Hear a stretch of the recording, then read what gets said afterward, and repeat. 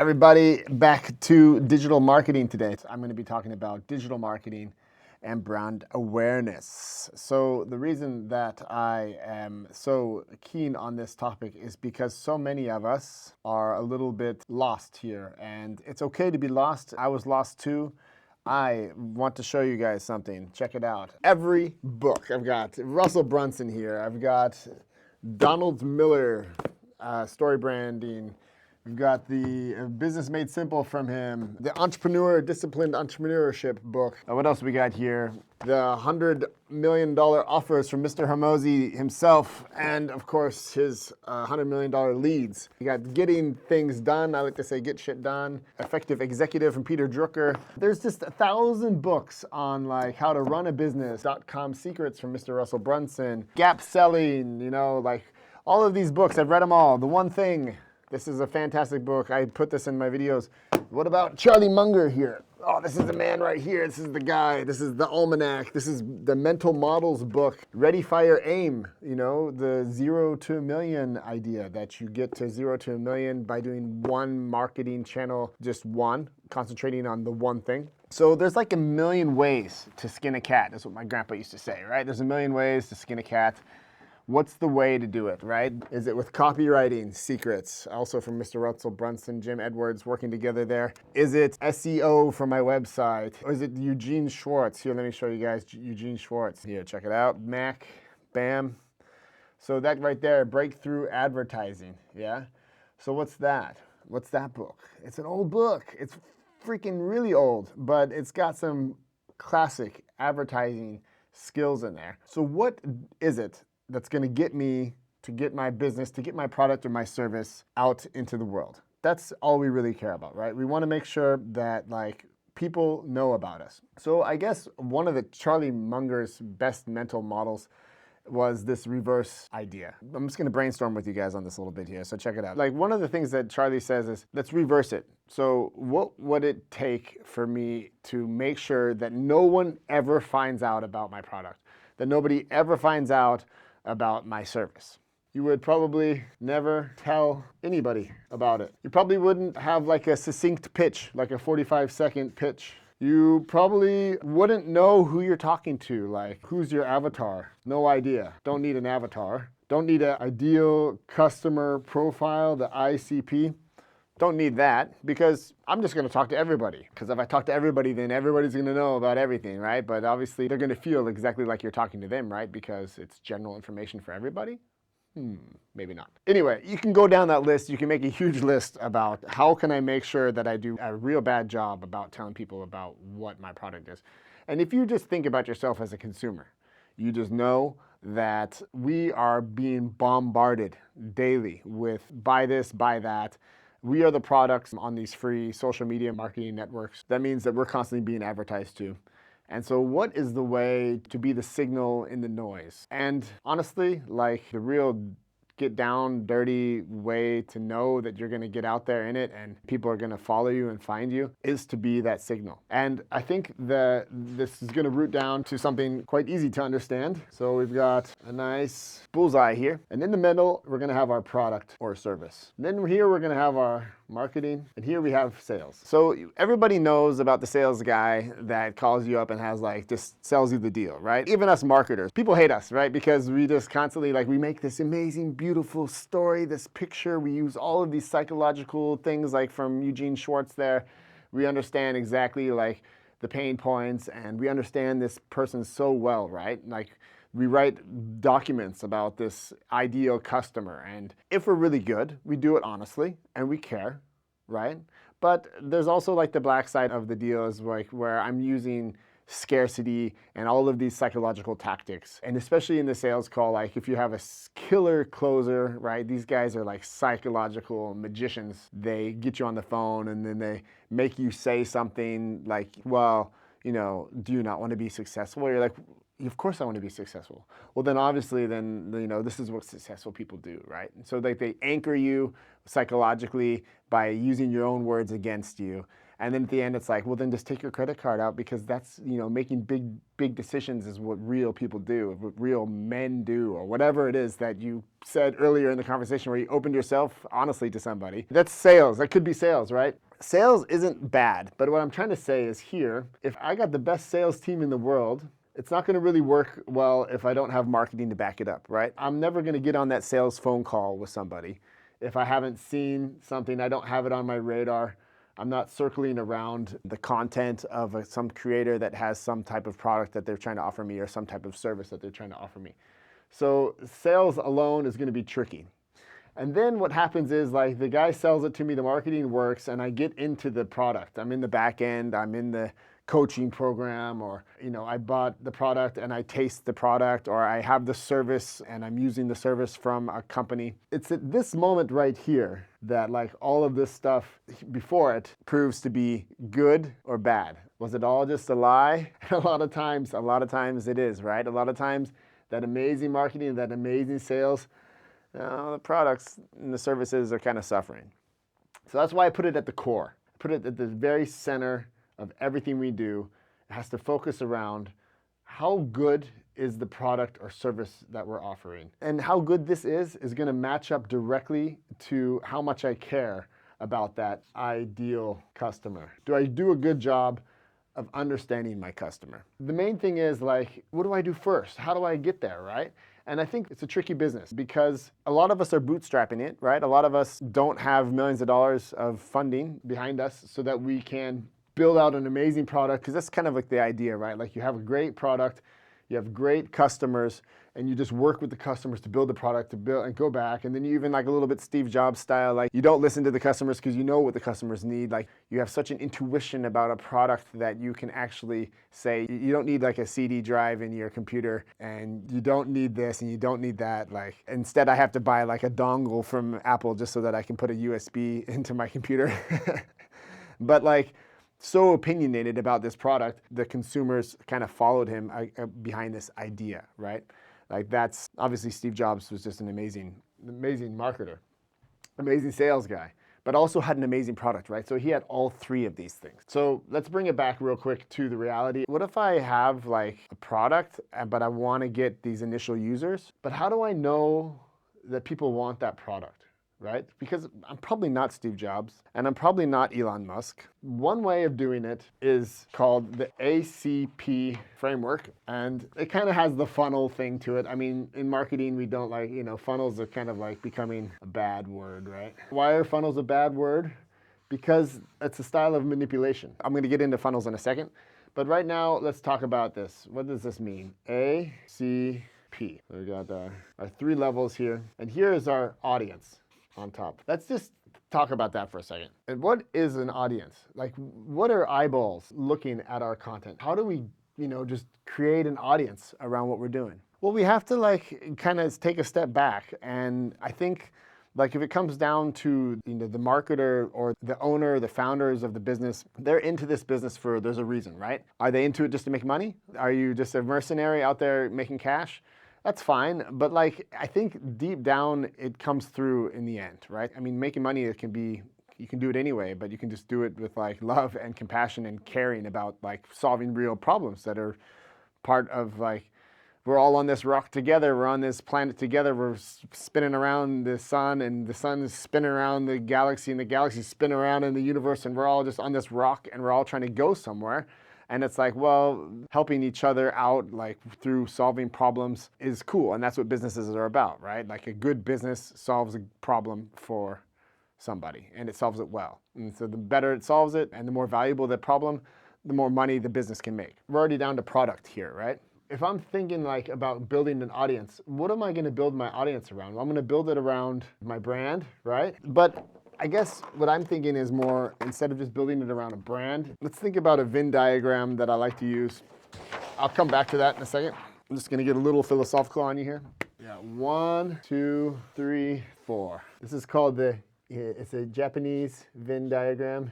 It's the IKIGAI diagram. So on top, we have what you love. To the right, you have what the world needs. To the left, you have what you're good at. And to the bottom, you have what you can be paid for. Okay, so now we have some overlapping things here. So what do we got here? We have what you're good at, and what you can be paid for is your profession. All right, then we got the other one.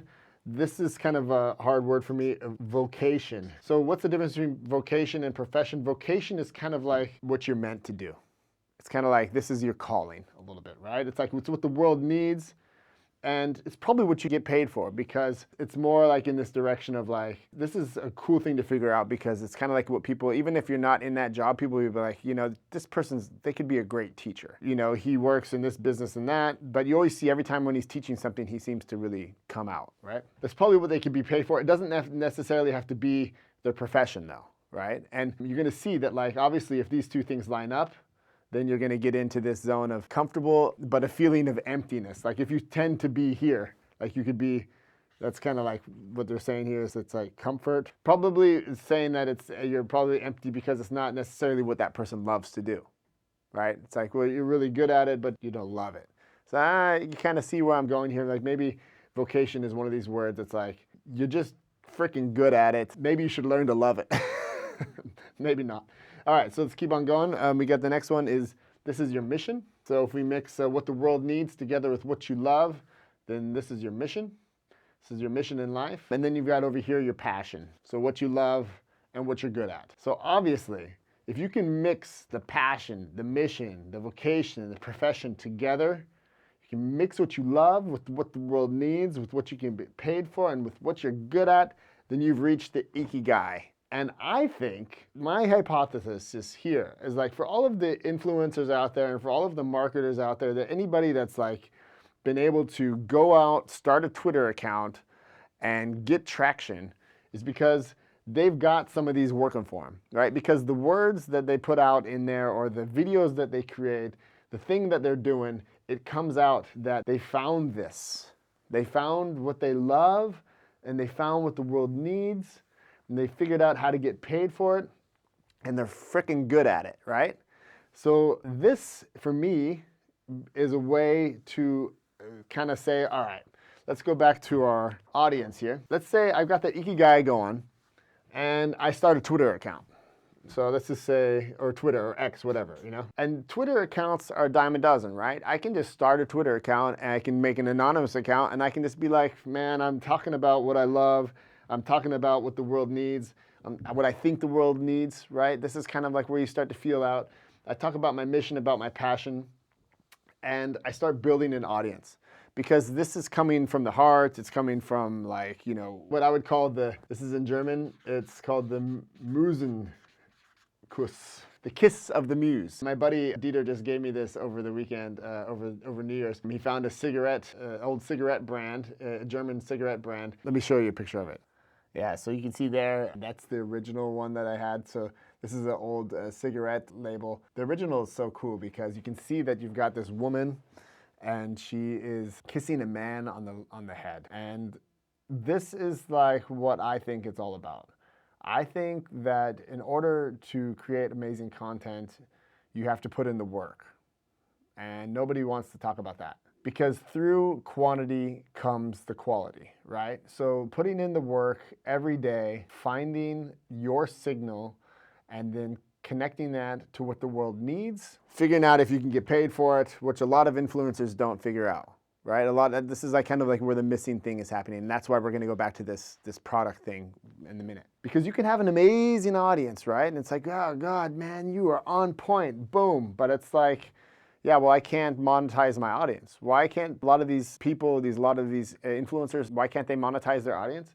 It's because they're doing what they love and they're really good at it, and that's their passion. And it's really good, but I can show you right here, you can see that they may have a satisfaction, but they have a feeling of uselessness, right? That's between what you love and what you're good at. And so we don't want that, right? We don't want to be useless. We want to find out what the world needs, and we want to find out if we can get paid for it, right? Having that mix is where it's all about. So how do we do that? Let's get back to our guy here. At first, it's cool to do the Twitter thing, but I think like when you're doing this Twitter thing, it is nice to kind of have an idea of where you're going. It's going to change, most likely, but you still want to know where you're going. So what do we got here? What's the C stand for? C stands for community. So the next logical step here, I think, is that you've got a following on Twitter, and you start to kind of bring them into a community of like-minded people where they're like, wow, maybe I've got a newsletter going. This is the way to do it, I think, for sure, because it allows you to write your ideas, like it's putting in the work, right? There's a couple good books I have to mention on that one too. I'll get back to them in a second, but it's basically all about just getting this Musenkuss, getting the muse to talk to you, but the muse only shows up when you show up, right? So the biggest thing I think about this is that you've got to put in the work. And what does that mean? It means you have to design your life. You have to have everything else figured out so that you can have the free space to be creative. That means that like your wife and you can't be in a fight before you come in to make content, unless you're like a savage, you can just turn it off and then you can put on your happy face. I think, like for me, that just doesn't work. Like everything's got to be harmonizing as much as possible. I mean, it's never perfect, but like you've got to have everything in a certain state of flow so that you can go back and the muse will come to you. So this means like writing a newsletter, creating content with your phone. I think there's no way around writing, in my opinion, even if it's not something that you share directly. I think journaling brings that in there. It means that you're showing up, you have free space, and you can think deeply about this ikigai, about what does the world need? And what is something that like, scratch your own itch. What am I missing in my life? What could I use, And it's not just about searching for like an idea and then that's a good idea and that'll make a lot of money. If you're not behind like with your passion and with what you're good at, it's gonna come through at some point. There are of course examples of people being savages and just pushing through, but then they're working on something for 10 or 20 years that they probably maybe don't even really care about, but they just do it because of the money. It could work. It's nothing, I mean, no judgment, but I'm just saying like putting in the work and trying to figure out what people need. Twitter and newsletter is like a super easy way to do this, right? Because I can post on Twitter, there's like no consequence to me unless I'm an asshole and I just say a whole bunch of shitty things. Like that would be a consequence that you might not want to live through. Okay, there is always a consequence, but there's probably a good consequence of me letting ideas flow, me posting them on Twitter, seeing what hits traction in the direction of like what I'm already into, and then writing a newsletter around that, and then seeing if this is working. If this is working, what happens is like I can start to see that I'm getting more followers on Twitter, and then out of those followers, I can kind of get them into the newsletter and get them into the community. So the next step is product. Product is down here. The reason that product comes after community and after audience in this sense is because if I'm sitting here in the dark room building a product, I've done this multiple times. This is just my own experience. I had this just the other day. Like I started building some software for like one person, and like it was to solve like this one issue, this one problem, and it's a real problem and it's a customer of mine. And I was like, well, before I do like connect all these Zapier integrations and do all these things with like, all these marketing tools I have and building websites, I was like, I'll just build like a software application that I can charge for. It's like, yeah, I just do that. And then all of a sudden I realized that like, it's taking me 60 hours to create this MVP and I have just one customer. And I don't have a community around it that's like already saying, hey, build this for me. I don't have an audience around it saying, oh my gosh, when you build that, I'll be so happy. And then it just releases the hounds, releases the valve. Instead, I'm building a product for a community of one and an audience of one. And I've spent, 70 hours doing that. And there's a risk there that like, then afterwards I'm like totally committed to this product, right? And I spent like 6 months building this product and now I'm like, oh gosh, I have to build a community and I have to get an audience. And otherwise like I won't be able to, it's never gonna pay back the time and effort that I put in to build this product. That's kind of like the issue I see with doing the whole investment model thing. Like the cool thing is if you pitch your investment to investors, they see ideas all the time and they probably can smell out relatively quickly if you would be able to build a community and audience around it. But I think a cool way to go into a pitch deck conversation or into an investor's pitch is to be like, look, we've got the Twitter thing going. In the last 6 months, we've got, I don't know, 10,000 followers or whatever, even if it's like 1,500 followers. And we've got a community from those 1,500 followers, we've got a community of like 100 people in there. And they're all asking for the same thing. They need this thing. And it's like, well, that's like a beachhead market right there. That's your first market. So I think about when it comes to creating content and making some noise out there, I think you got to get out there, but you also just have to listen, right? And then just see what works. And you got to try a lot of things. And Twitter is a real inexpensive way to do that. Writing a newsletter once a week is a pretty inexpensive way to do it. Like I wrote the first 7 articles of the newsletter for just once a week. I wrote them in like 2 hours. I'm probably gonna go back and just like do one little edit there, here and there. But like, if I can do this all by myself, and it takes me probably, I'm saying like 5 hours a week, that's fine. And anybody can get 5 hours a week to get their marketing going for any topic, right? I mean, it doesn't matter, like even if like you're already here, you already have a business, you already have a product, you have all these things, but you don't have community and audience. It's like, well, then just start a Twitter account for that. And then just write about like the stuff that you're doing. Like, and then just figure out throughout the conversations that you're having with your customer, like just write a newsletter about it. I've read all the books, and I get it. There's the topics that Hormozi goes through and they're good. This guy has got definitely some points here. The core 4, I'll give it to you guys just in case you haven't gotten it. By the way, Hormozi has gotten all of his courses. He's got like this whole book as a course on his website, acquisition.com. So there's no need for me to really do it, but I'll just do it because it's cool to talk about. It'll get me flowing on the other topics. So he's got this thing called the Core 4. And it's helpful because it kind of just tells you to like even when it comes to like starting the Twitter account, it makes sense here, right? So he's got this thing called 1-to-1 with your warm outreach with people, you know them, you know the people. And then on the other thing, it's like people you don't know. He broke it down so solid there. So this would be cold outreach. Cold outreach is actually pretty sweet. The only thing that like I'm not a big fan about is that it's spammy, but people don't know about you anyway. And how are they gonna figure it out if they don't if you don't make a list, if you don't go on LinkedIn and scrape all the websites and then send out like blast emails to like 50,000 people.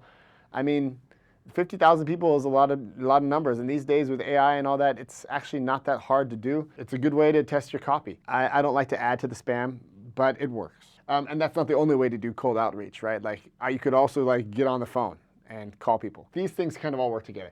So then you've got the one-to-many. So this one is the infinity symbol there, and here you have something like post free content. That's pretty obvious what that is, right? Okay, the next one was run paid ads. So now we're kind of getting it, right? So you got the warm outreach. That means like everybody on your phone that you know. You also can't be a machine. Like if you haven't talked to someone in 2 years and they're in your phone, you don't just call them up and be like, hey, by the way, can you want to join my coaching program? It's more like, okay, warm outreach, gotcha. Man, it's been a while, 3 years. What have you been up to? That's kind of how you start that conversation.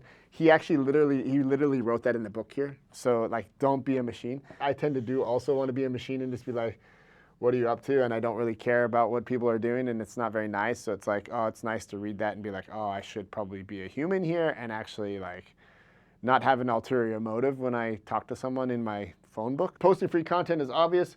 Cold outreach is obvious in a sense. I mean, there's just a lot of things that you can do there. If you listen to Hormozi talk about building out cold outreach programs inside businesses, it took this smart man with all of his team and all that like a year, and like hiring in someone that's like a cold outreach professional to build like a whole sales machine for cold outreach. It's worth a lot of money, but it's not just like, oh, let's just do cold outreach today. Between running paid ads, warm outreach, and posting free content, this is probably the way like I feel more at home. This just like I said, because I'm not such a spammy guy. So it's like, okay, I got a newsletter going, I got a Twitter account going, I've got Instagram going, I make some video content, so I cut these videos and I put them onto my Instagram, make them a little thing. And when it comes to warm outreach, like I'm in a business network, so I can actually like, use the business network to create like a small pitch so that people understand what I'm up to. And it's like, it's warm in that sense because it's in the network. It might even be more of a one-to-many because we meet once a week with like 40 people, and so it's not just one-to-one. Running paid ads. And the cool thing is, like, if I mix running paid ads together with the free content, then I've kind of got like this little fire with the free content, and I put gas on the fire with the paid ads. I don't have necessarily a product yet though here, right? So that's kind of the trick. If I'm running paid ads, like I better know where I'm running them to, because that costs money, right? And every dollar that goes in here, it better be an efficient dollar that I'm spending. So again, that's why free content is so cool, because I'm spending time here, okay? And I'm putting it on there and I'm posting it, and it also costs money, right? Time is money. And what I noticed here is that like 10,000 reps is no joke, but that's probably, again, bringing you back to the quality comes from the quantity. Because if I post 10,000 pieces of content, I'm definitely gonna have some feedback there. I'm probably gonna have at least one video where I'm like, wow, I could use that video. That was such a cool video.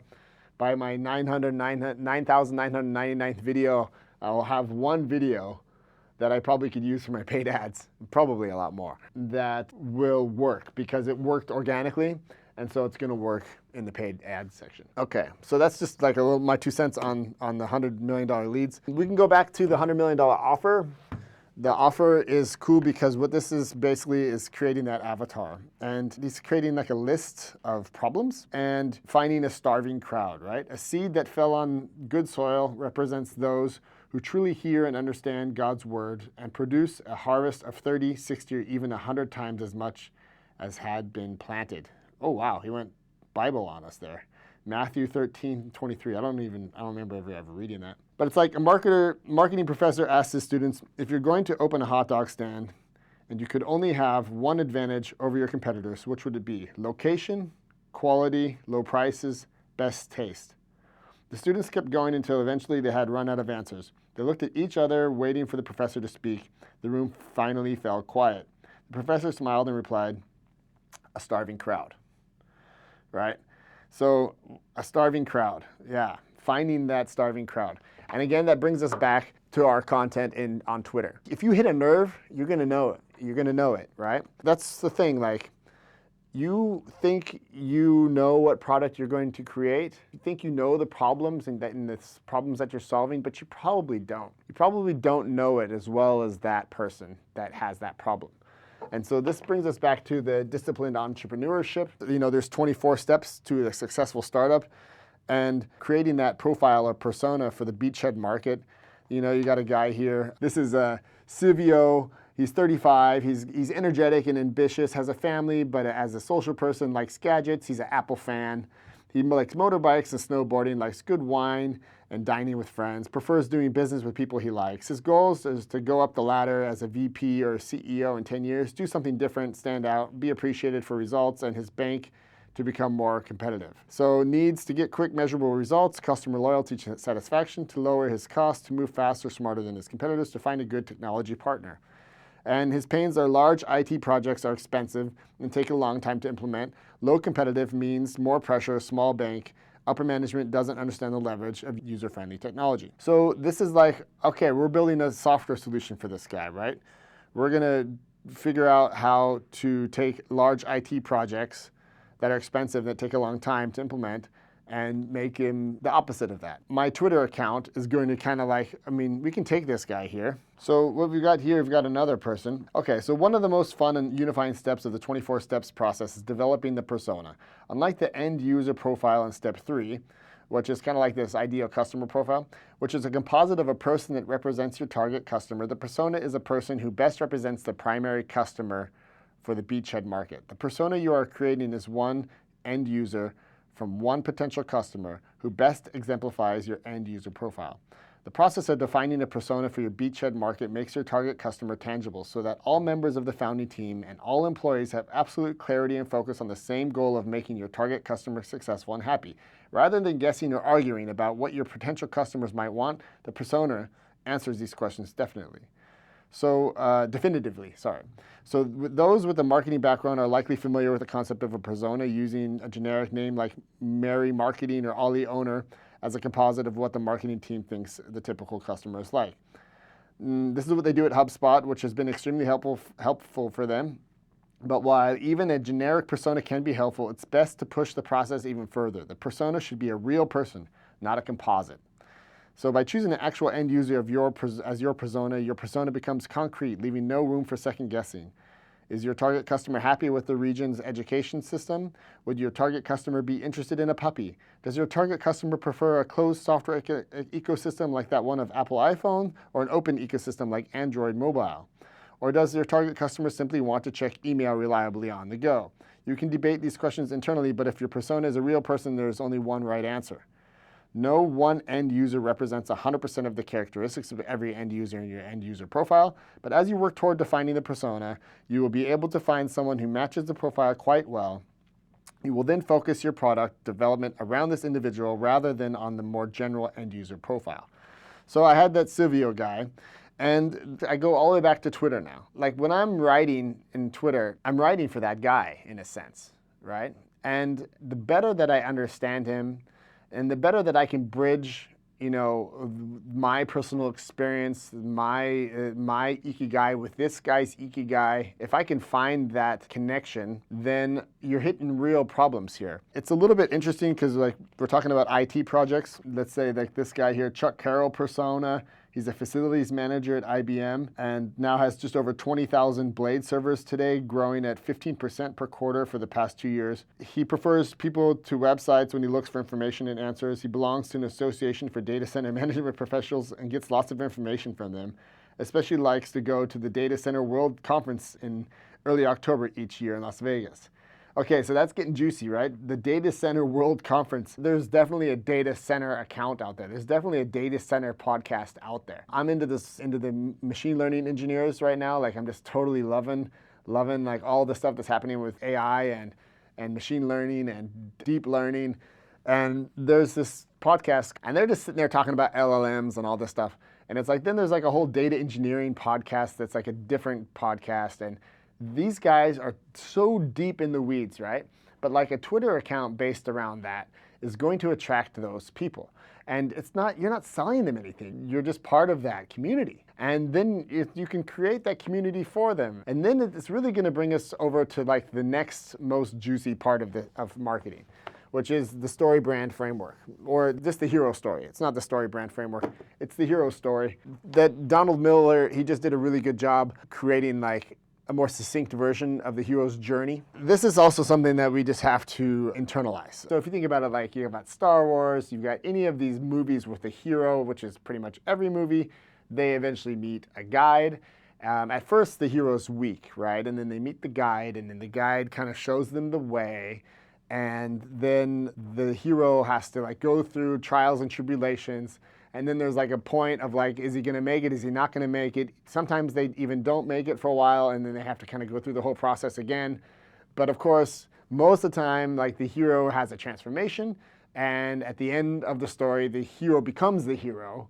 Like he actually is the hero, he actually slays the dragon. This is the hero's journey, and in marketing or in our communication, in everything that we do, using this framework to think about our customer journey is super cool, right? It works. It just works because, well, we humans are, 50,000 years of storytelling is pretty baked into us.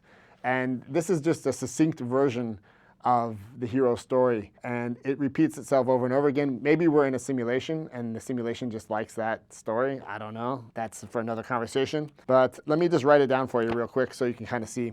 So step one is we have our hero. Our hero has a problem. And this is also in the offers book, $1 million offers, $100 million offers. List all the problems. Like go down deep, like every single problem, everybody on your team, all the problems, write them all out, make the interviews, have the interviews with the people, understand all the problems, and write them all down. You might want to find like the biggest problem at the end. What's the one problem that if you solve, it solves all the other problems, right? So you have all these problems, and now it's time to meet the guide. The guide in this story is you.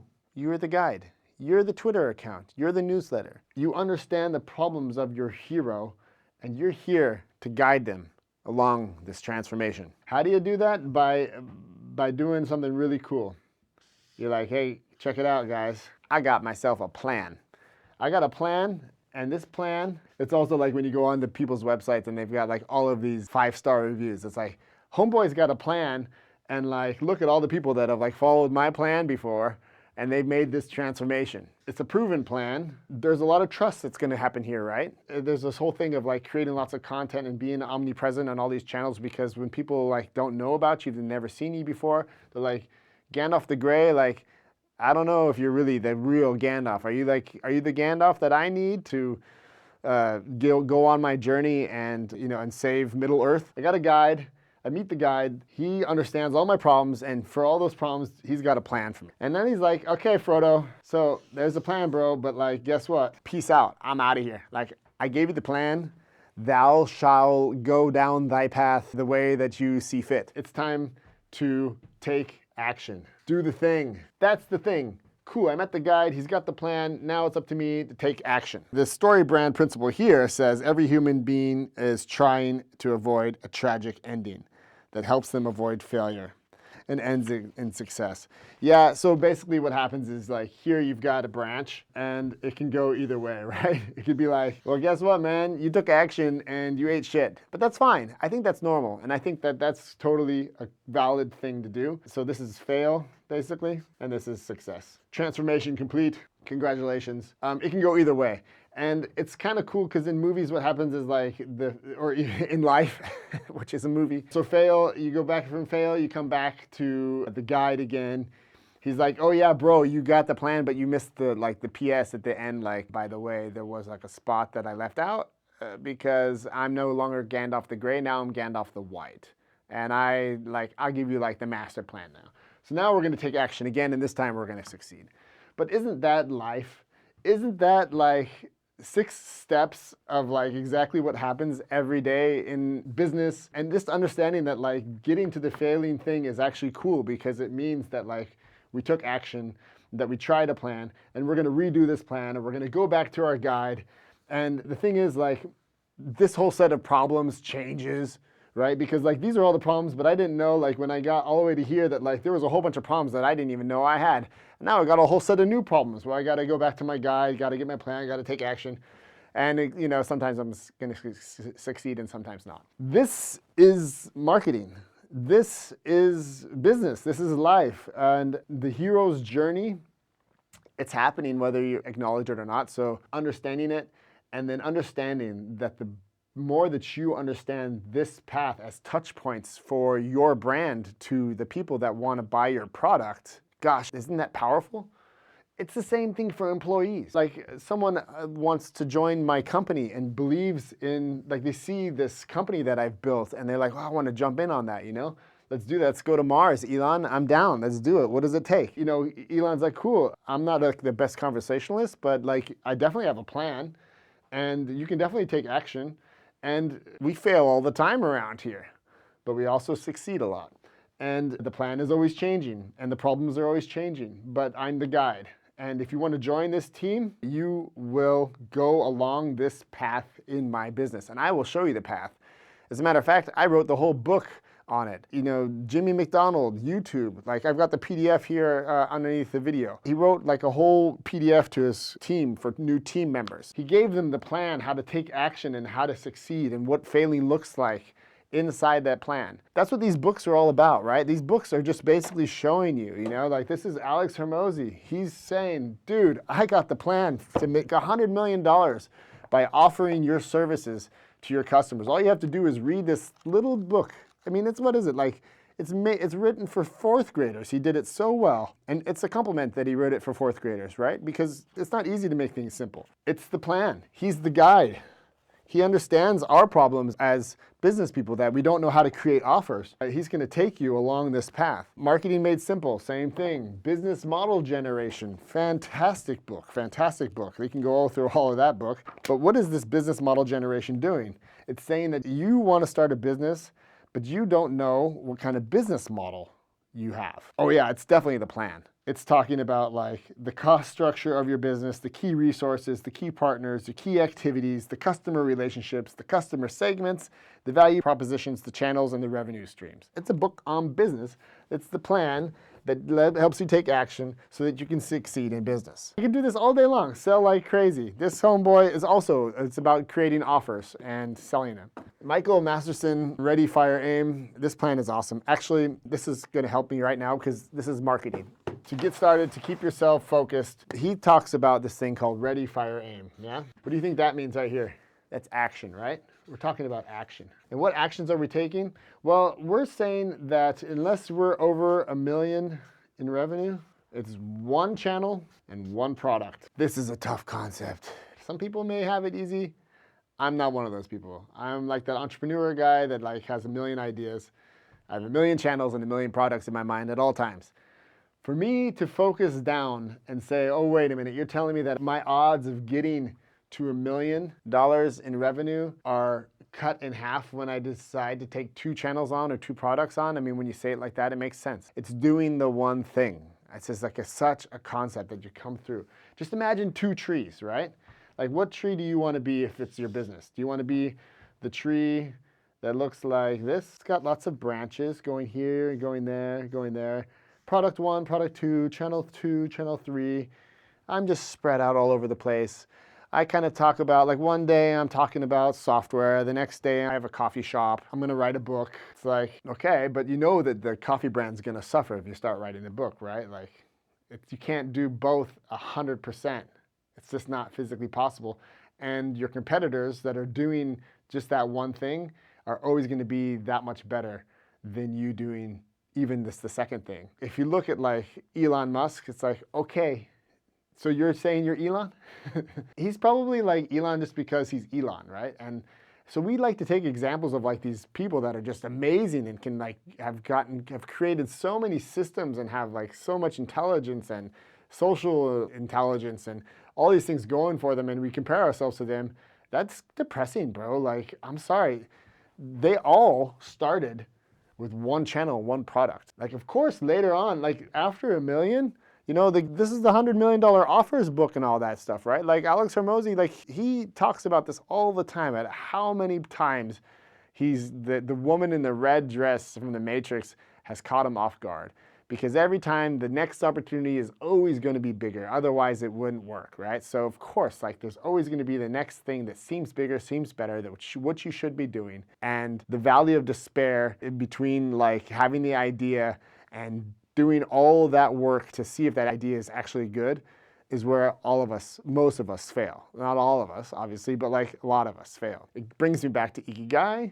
It brings me back to knowing what you're doing, finding that mix between your passion, your mission, your vocation, your profession, because that will kind of feed you, it'll keep you going. I'm gonna pull up one more thing on that. Anyway, so to go back to the tree. So would you rather be this tree here, or would you rather be like that redwood tree? They're so tall. Do you want to be that tree with that one idea and that one channel? You know, like here's the person down here, right? Obviously, this is that tree, right? If your tree was your business growth and revenue, what tree would you rather be? I think it's pretty obvious. And so basically, like the whole conflict of doing this, the whole hard part about keeping 1 channel, 1 product it's psychological, right? There's math and there's drama, Russell Brunson likes to say, and I love that. That's the math. Everything else is drama. It's just to kind of bring home this one thing here, this 1 channel, 1 product thing, and not switching ideas, and then just knowing that you're on the path. So the feedback loop is cool, right? Because if you're on Twitter and you're doing it and it's like, it's not working, it's not hitting the thing that you think it should be hitting, you're not getting that feedback that you want to have, what do you do then, right? Like, well, what is that? But like, where is that point? Right? Like what level of like, this didn't work for me yet? I think we have to reprogram our minds there a little bit to understand like what that actually means. Because if you look at this thing called states of change. So you've got this cool graph. It kind of goes like this. It's like, goes up, goes down, it goes back up again. And at the beginning, you've got this thing called uninformed optimism. It's like you're sitting around with your buddies and you're like, dude, let's do this. That is such a great idea, bro. I'm like so like stoked on this. There's no way that like, I can't believe that doesn't exist already, you know? And then you Google it and you're like, oh, it exists and someone's already made $1 billion business out of it. That happens. But sometimes what happens is you don't find it and you think that like the world is really missing this thing. So you start to go down that rabbit hole and you get over to like this part where you're like, all right, well, let's learn about this. Let's figure it out. So now I'm going to become informed about it. Informed pessimism, right? So you're going to get here. And then what happens is you can see right at this curve, you started the marketing campaign, you started writing on Twitter, you started doing all this stuff, right? And you're like, bro, this is like not what I thought it was going to be, you know? Oh, it's a lot harder than I thought it was going to be. And I'm not the only one with this idea. And it's not just so all happy, amazing stuff. So what is that number right there? Is this the 10,000 hours thing? What's the math on 10,000 hours? Like, is that worth trying out? What are you doing along this whole way up here, you know? Are you able to sustain that growth? A lot of people, they get to this informed pessimism thing, and what happens is you kind of go into this crisis of meaning, exactly. So you get down here and you're like, what does it all mean? And we're in the crisis of meaning because reality has hit. It's not gonna be easy. This is where shit hits the fan. Life is tough. The execution on the idea is like, oh wait, you're telling me that I have to go work for like 10 years to make this idea, and I have to like figure out how to lead a team, and I have to like grow as a person every single day. I have to deal with like mistakes and problems, and I'm a CEO of a company, and everybody just comes to me with their bullshit every single day because, well, guess what? You're the boss, and who else is gonna like deal with it, right? Oh, I don't wanna do that. Let's go find another idea. Let's go back to the idea. Okay, let's do this new business thing again. Blah, blah, blah, blah, blah, you know? Or that didn't work on Instagram, so let's go to LinkedIn. And let's try another channel on, let's try another product too. Let's just try a whole nother business model. It's like, what is my business model? I don't even know. Let's just go back. This is more fun here. This is the dopamine. This is like TikTok, Instagram, slot machine. Let's go get some funding. It's so much fun to have so much other people's money and just burning it, you know, because I don't care, it's not mine, and it's just, that's what most people do. And that's why most people never succeed, because they don't get past this thing. For me, it's like the valley of despair. You see it also in business in general. A lot of businesses, they just don't have what it takes to get through that, right? I guess this step here, the one that we all kind of want to get to, is this number 5, which would be informed optimism. That's bringing us back to the hero story, the hero journey. It's like, okay, we got there, we made the success. We're probably gonna get a whole new set of problems here. It's like the island of knowledge. The more that you know, the less you know. So obviously, like, this is a continual thing here. But like, just understanding that this informed pessimism thing, it's normal. You know, and this crisis of meaning, it's normal, and the valley of despair is normal, and that's just part of business. Then what does that mean for me starting out with my Twitter account? It means that I have to just be comfortable with trying something out for a long state of time. And it probably means, I don't know if it's 10,000 hours, but it's probably just a lot more than you think. So let's just say that like I just started down this journey right now, and if I can keep doing this for a year without any feedback, that's the test. I would say it's a year. I would say it's a year of testing and going and trying and doing in one direction with one channel with one product in mind. And if I don't have the product, at least I have an inkling of like what market I'm going for. I understand the business model that I'm going for in a sense. You know, I mean, the business model is trickier. Finding the business model is what you're trying to do, but it helps finding a business model when you've got a community or when you've got an audience. Just focusing on the long game there of what it takes to build an audience, doing that work, figuring out the IKIGAI, bringing it back home here. Basically, what it comes down to is just understanding that it's not going to happen overnight. And for the people that it did happen overnight, or it looks like it happened overnight, it probably didn't happen overnight. It probably just looks like it. They've probably been doing something for 10, 15 years, and they're just coming into their flow. Yeah, that's all I got for you today. I've got some informed optimism for you. Try not to be pessimistic, because optimism does help, and especially when it's informed, right? And especially when you can base your optimism on a track record, and building that track record, understanding that that's going to take more than just 2 or 3 weeks of trying out something on Twitter. That's the reality shock for today. Peace and love. Until next time, I'm signing out.